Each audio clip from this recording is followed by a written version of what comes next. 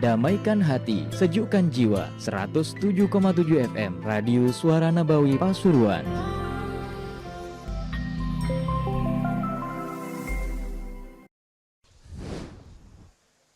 فاتحة بالفتوح والمن والرسوخ وصلاح الجسد والروح وتوبة نسوء الأرواح والدينا والديكم وأمواتنا وأمواتكم وأموات المسلمين أجمعين خصوصا لار الحبيب وحمد زين الحبشي حبيبي عبر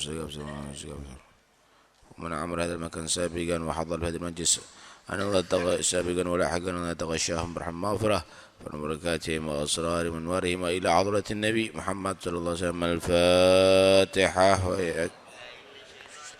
بسم الله الرحمن الرحيم الحمد لله رب العالمين الرحمن الرحيم مالك يوم الدين إياك نعبد وإياك نستعين اهدنا الصراط المستقيم صراط الذين أنعمت عليهم غير المغضوب عليهم ولا الضالين آمين. بسم الله الرحمن الرحيم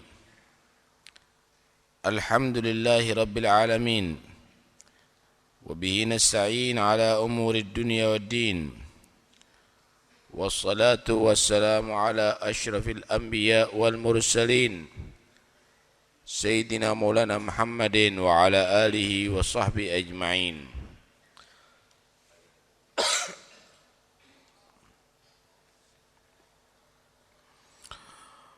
ويحرم الرياء في الصلاة وغيرها وهو al-amalu li ajlin nas.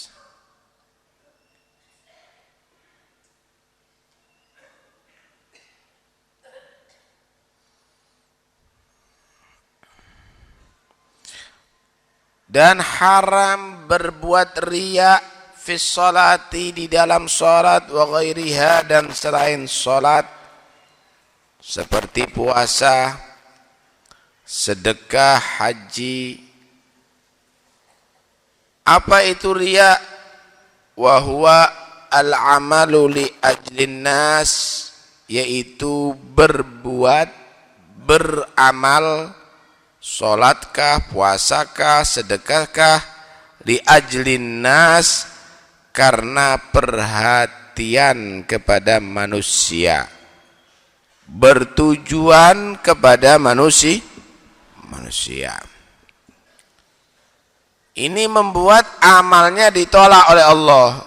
Salatnya orang yang riya sah, tapi tidak diterima oleh Allah.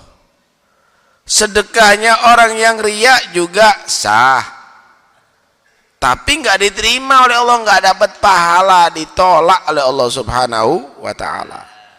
Karena itu tidak ada jaminan amalan yang sah itu berarti pasti diterima, enggak.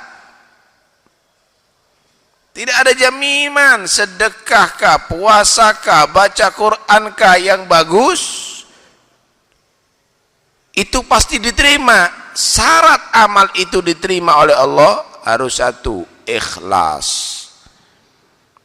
Karena itu di dalam Al-Qur'an dikatakan wa ma umiru illa liya'budullaha mukhlishina lahuddin. Tidaklah mereka diperintah oleh Allah kecuali untuk mereka benar-benar hanya beribadah kepada Allah, mukhlishin lahuddin, ikhlas untuk Allah. Dalam urusan ibadah jangan tolak-toleh untuk dipuji manusia, cari perhatian manusia atau yang lainnya. Khususkan itu ibadah untuk Allah semata, baru amal itu diterima oleh Allah Subhanahu wa Ta'ala. Tapi kalau riya, yang dicari bukan pahala, bukan ridho Allah, perhatian orang. Takut nanti orang akan ngerasani dia, takut dia dicaci orang, kepingin dipuji sama orang, maka amal ini sia-sia jadinya.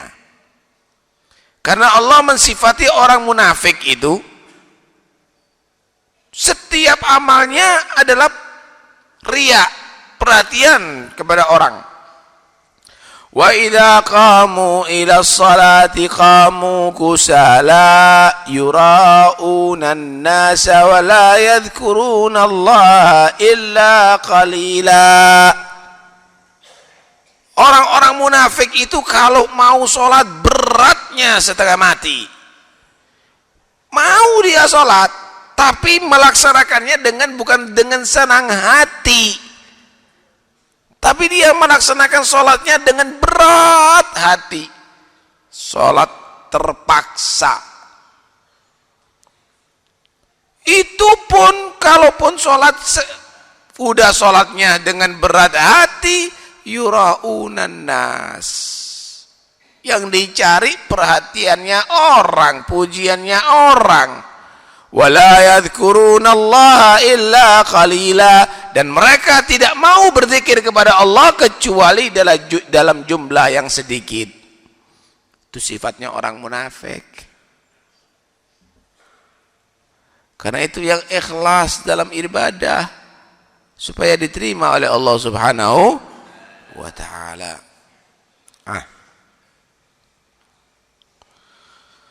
Riya ini malah dikategorikan oleh Nabi termasuk syirik kecil.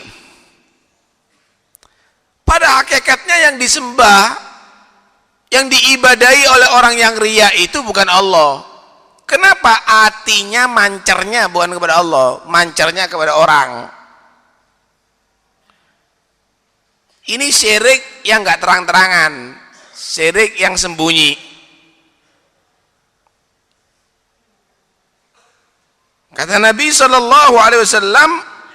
man shalla wa huwa yura'i faqad asyrak. Wa man shama wa huwa yura'i faqad asyrak. Wa man tasaddaqa wa huwa yura'i faqad asyrak. Siapa orang yang sholatnya tadi itu riya, itu berarti telah mensyirikkan Allah dalam sholat.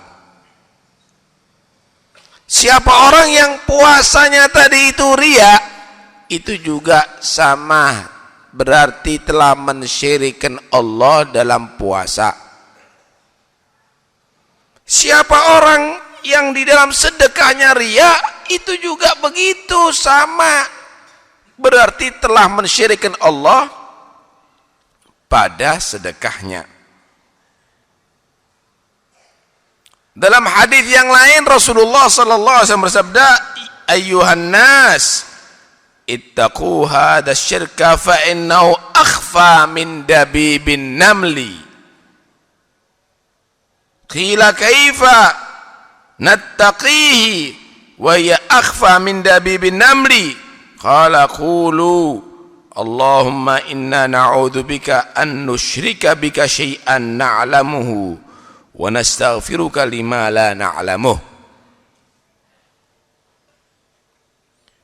Nabi sallallahu alaihi wasallam mengingatkan, wahai manusia,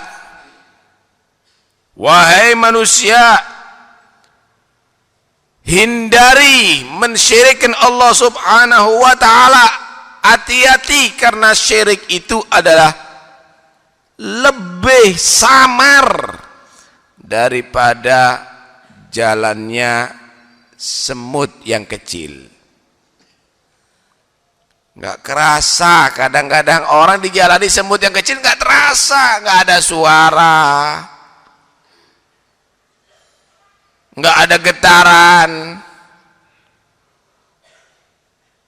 Para sahabat bingung, ya Rasulullah, ya apa caranya menghindari itu perbuatan syirik? Itu yang dikatakan syirik kecil, yaitu riya, sedangkan itu adalah lebih samar daripada jalannya semut yang kecil. Gimana caranya menghindari? Nabi mengajarkan satu doa. Ini penting supaya kita ikhlas. Allahumma ya Allah, inna na'udzubika an nusyrika bika syai'an na'lamuh. Ya Allah, kami berlindung kepadamu daripada kami mensekutukan kamu dengan sesuatu yang kami tahu. wa nastaghfiruk, dan kami tetap memohon ampun ya Allah lima la na'lamuh, daripada apa yang kami tidak ketahui. Hati. Nanti di hari kiamat ada orang yang ahli baca Quran. Wah, enaknya luar biasa. Tajwidnya bagus, makharij hurufnya baik, enak baca Qur'annya. Ketika di hari kiamat dia ditanya oleh Allah, fulan, apa yang telah kamu kerjakan di atas dunia? Dia menyatakan, ya Allah, kitab sucimu selalu aku baca, aku dengunkan di mana-mana Al-Quran, kitab sucimu. Aku baca terus kitab sucimu dengan suaraku, dengan lantunan-lantunan dan nada yang sangat bagus. Itu semuanya adalah untuk mendapatkan ridhamu ya Allah. Allah menjawab, kadzabta, bohong kamu.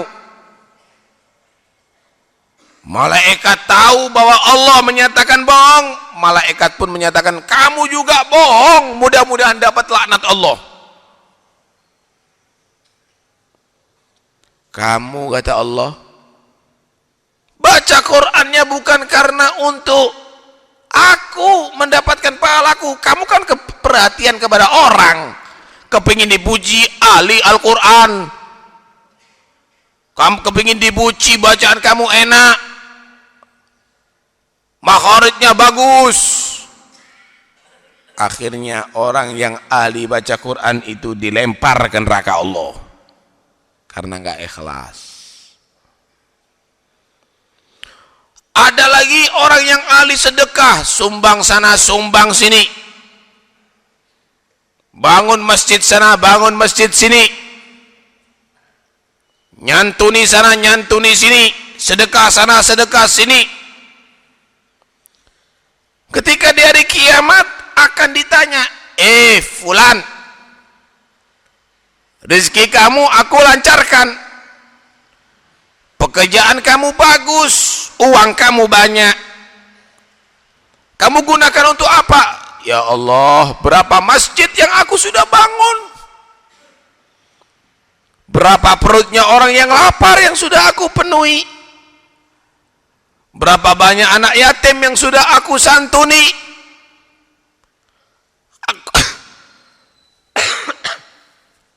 Aku banyak sedekahkan uangku ya Allah untuk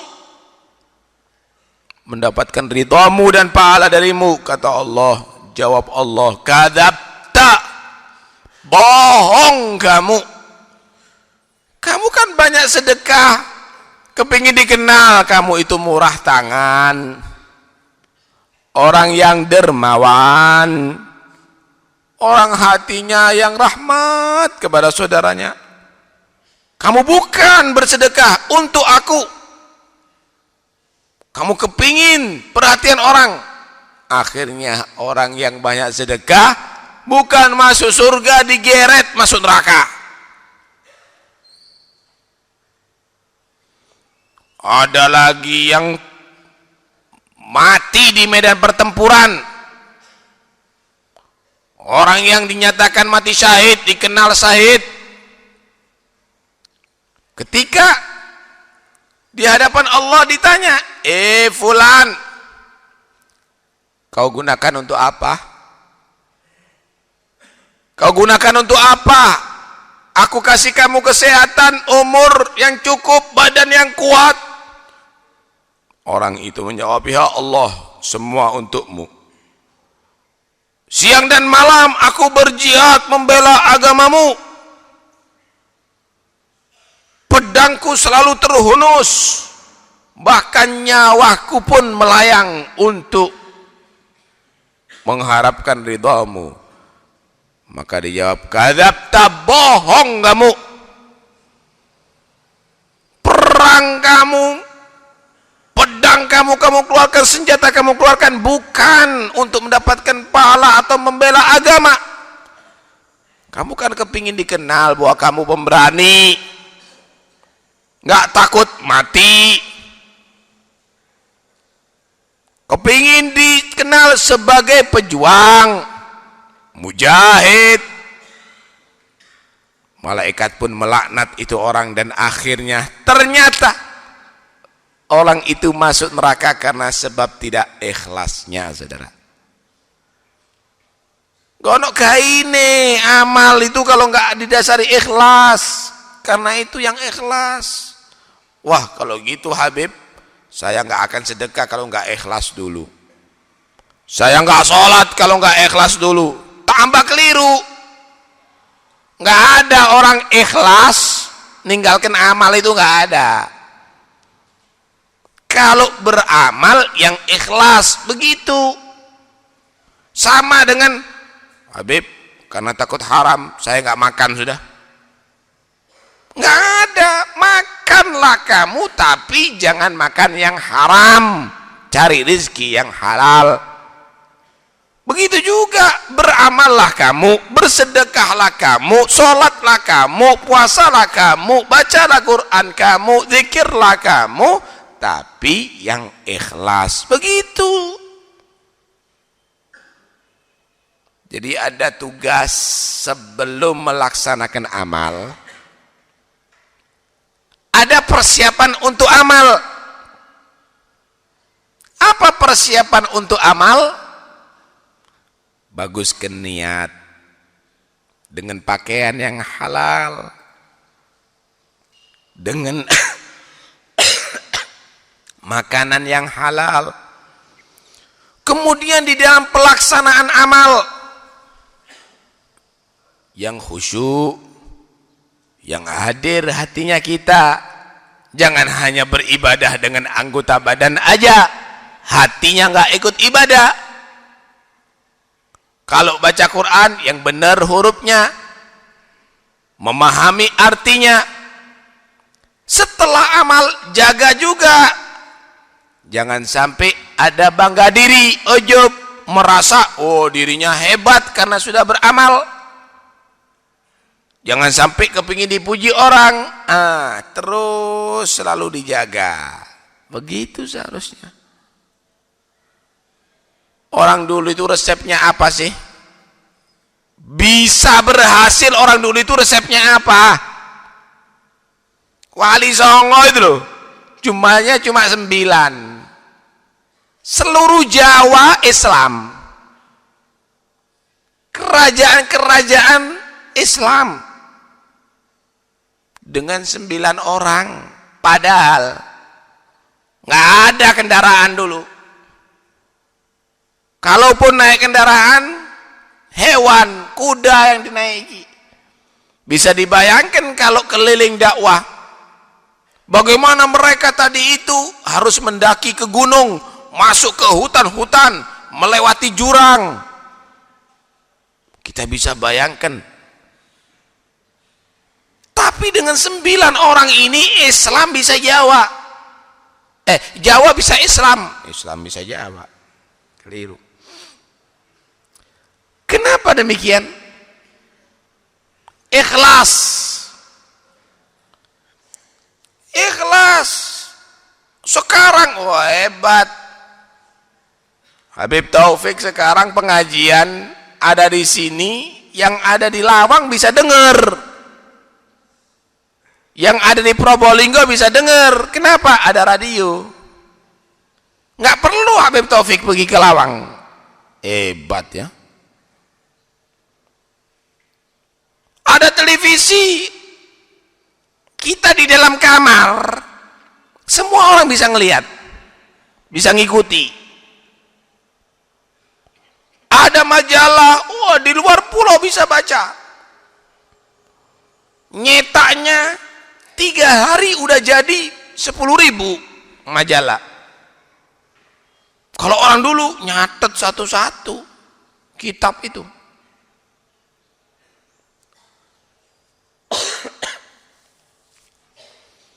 Kenapa orang dulu berhasil, sekarang nggak berhasil? Yang sekarang nggak ikhlas. Habib Taufik ceramahnya kepingin dikenal sama orang. Wow, hebat ya, bagus kalau ceramah. Kalau orang dulu ngomongnya sekedarnya ikhlas. Mandi. Orang kalau ikhlas itu mandi. Lah sekarang nggak ikhlas, nggak dapat apa-apa. Bukan orang kafir masuk Islam, orang Islamnya jadi kafir banyak. Nabi pernah menceritakan ada seseorang, dia kalau urusan agama semangatnya tinggi, ahli ibadah dia, siang malam ibadah kepada Allah, tapi pemberani. Nekatnya luar biasa. Akhirnya dia dikasih tahu, wow, kamu itu mau ibadah di sini aja enak aja. Tuh lihat ada di desa sana, orang-orang masih nyembah pohon, yakin pohonnya itu adalah sakti. Kalau nggak naruh sesaji ada di pohon itu, datang bala misalnya. Loh, di mana? Itu syirik, ada di desa sana. Langsung diambil pecoknya, berangkat dibawa. Mau tak tegur itu pohon, mau saya rubuhkan itu pohon, mau saya potong itu pohon. Di tengah jalan ketemu setan menyerupai orang yang sudah tua. Setan menyerupai wong tuwek.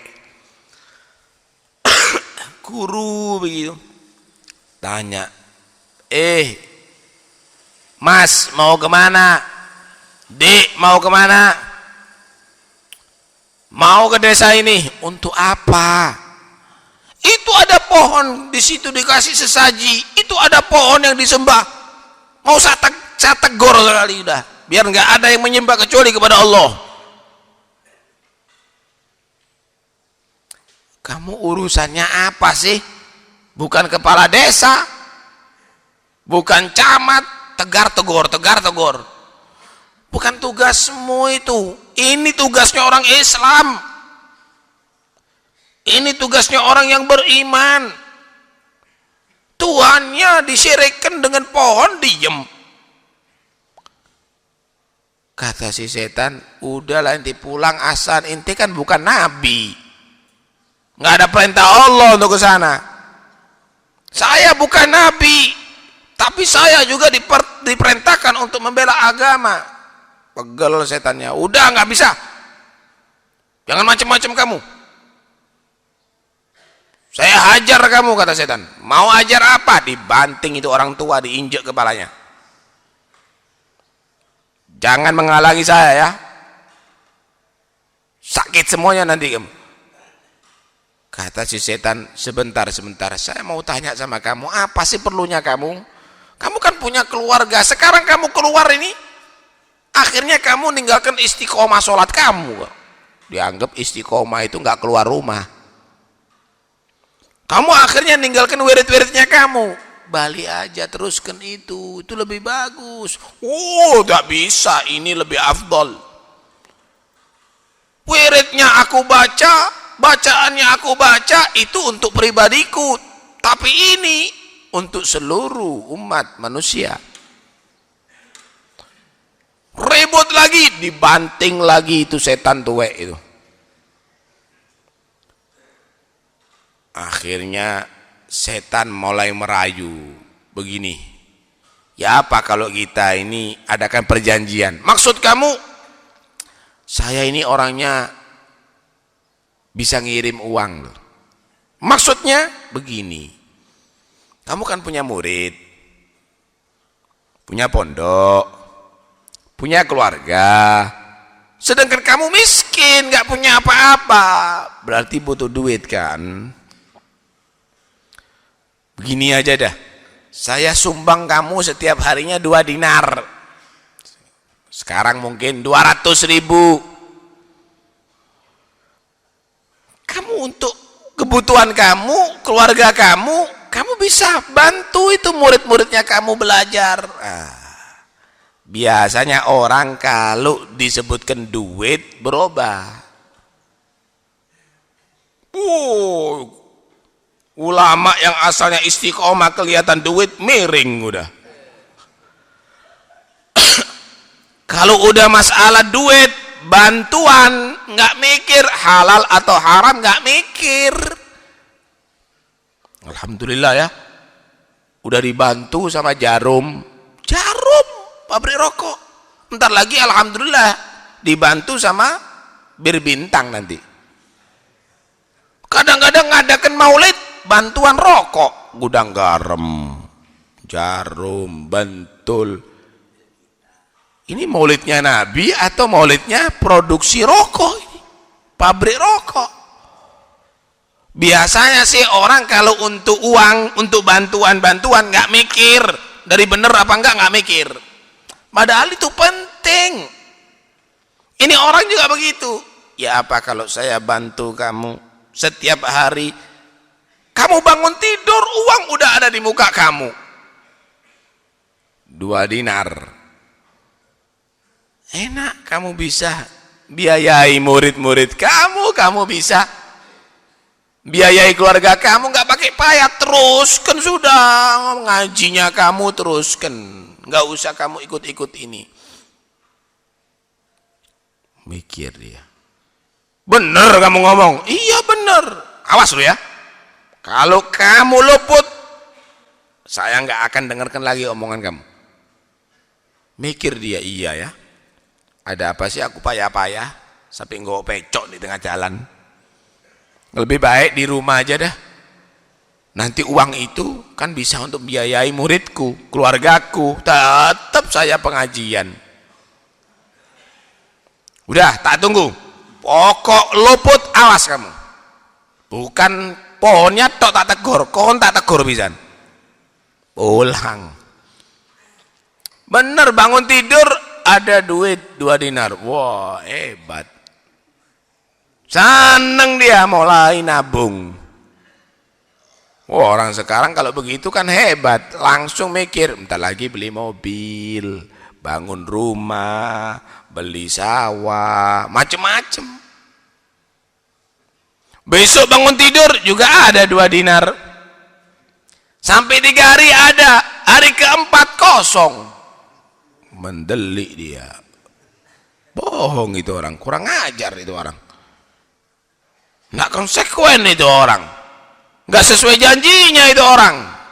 Ambil lagi becok, kapaknya diambil lagi, berangkat, tak tegur, udah nggak pakai janji-janjian dah. Di tengah jalan ketemu dengan orang tua tadi itu. Mau kemana? Apa mau kemana? Jangan macam-macam, nggak usah ngalangi aku lagi, dah nggak usah ngomong, tak tempak kamu macam-macam. Apanya mau tempak? Apanya mau terus? Nggak usah, pulang. Loh, mau apa kamu? Loh, kamu mau apa? Mau ribut? Akhirnya terjadi duel. Ternyata orang yang tua itu loh, iso ngalano. Diserimpung, ditekuk. Kaget ini orang. Loh. Belajar kungfu di mana kamu tadi? Belajar pencak di mana kamu? Udah pulang ente. Kalau enggak tak gorok sekali kamu ada di sini. Akhirnya heran. Ini orang tua kok pinter berkelahi, padahal dulu udah diinjak-injak sama dia. Apa yang membuat kamu ini jadi kuat begini? Kok aku jadi lemah? Padahal aku lebih muda, padahal aku lebih kuat secara tenaga. Yang pertama, kamu itu menang karena yang mengeluarkan kamu dari rumah untuk Allah. Marahnya kamu yang pertama untuk membela agama Allah. Tapi yang sekarang ini karena duitnya nggak ada, karena fulusnya nggak ada, marahnya karena nafsu, bukan untuk Allah. Karena itu kamu kalah dengan aku. Aku ini setan. Karena itu bodoh kalau mau dirayu, dibujuk, disogok sama setan. Jadi korban, nggak berhasil. Karena itu kalau kepingin berhasil, yang punya madrasah, kepingin berhasil, yang ikhlas. Udah jangan bengong-bengong macem-macem, kepingin duit yang banyak, nggak usah. Jadilah kamu guru yang ikhlas, ajari ilmu itu yang bagus, amalkan itu ilmu. Insya Allah muridnya kamu jadi ulama, ilmunya kamu jadi manfaat. Kepingin madrasahnya tingkat, tapi sumbangannya ngawur. Disumbang itu oke, disumbang ini oke. Keluarnya bukan ulama, ahli fitnah. Yang punya pondok juga begitu, yang ikhlas. Jangan asal cari pengaruh. Bangun pondok, tangannya kepingin dicium. Serbannya diperbesar sampai seperti menara masjid. Jalannya dimungkruk-mungkrukkan. Sayyidina Umar bin Khattab ketika kelihatan ada orang pura-pura begitu, dikhusyuk-khusyuk jalannya. Disamblek sama Sayyidina Umar dengan becutnya. Takwa itu bukan mungkruk-mungkruk itu seperti sapi gitu. Laisat taqwa bitata'tu'ikum innamat taqwa hahuna. Bukan takwa itu karena sebal mungkruk-mungkruknya kamu itu, berarti orang soleh. Enggak, soleh itu hatinya yang benar. Karena itu kalau beribadah, udahlah jangan berharap yang lainnya kecuali Allah. Kalau kepingin diterima, udah sedekahnya sedikit, riak lagi. Orang dulu sedekahnya banyak, ikhlas. Tuh lihat Sayyidina Ali Zainal Abidin. Itu Sayyidina Ali Zainal Abidin, orang miskin sak kota Madinah ditanggung sama dia. Berasnya, gulanya, belanjanya ditanggung. Loh begitu ditanggung, nggak ada yang tahu kalau itu dari Sayyidina Ali Zainal Abidin. Mereka menyangka bahwa dia dikirimi sama pemerintah. Setiap pagi dibuka pintu, kebutuhannya udah ada semuanya.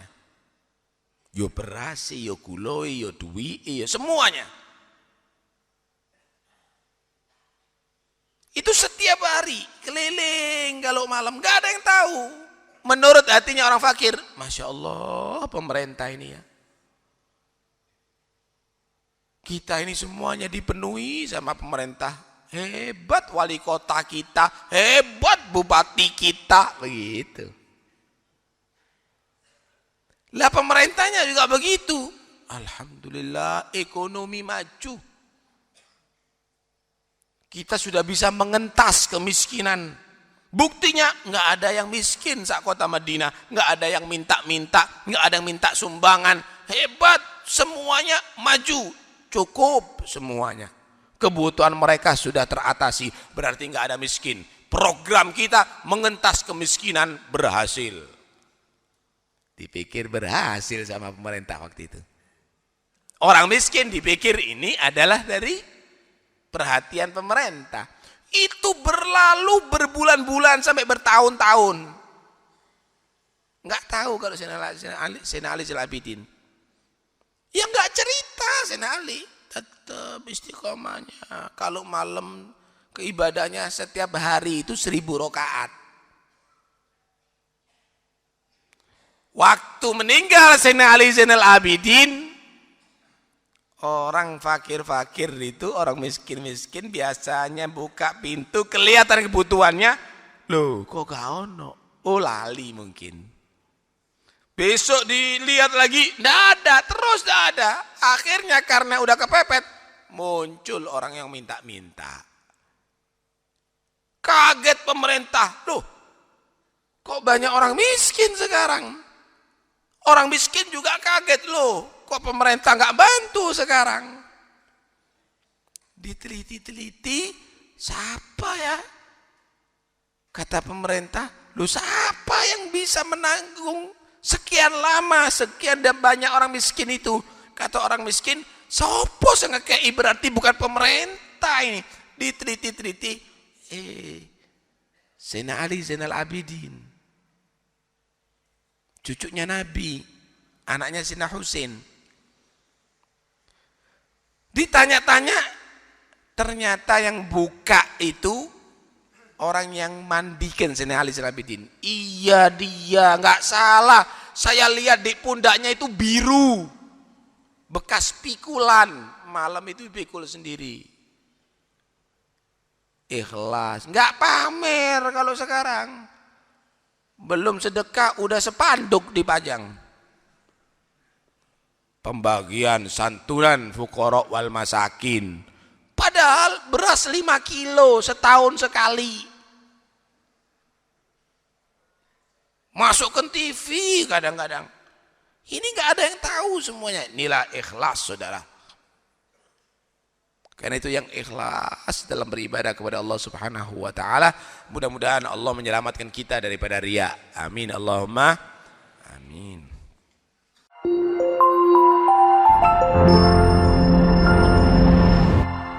Damaikan hati, sejukkan jiwa. 107,7 FM Radio Suara Nabawi Pasuruan.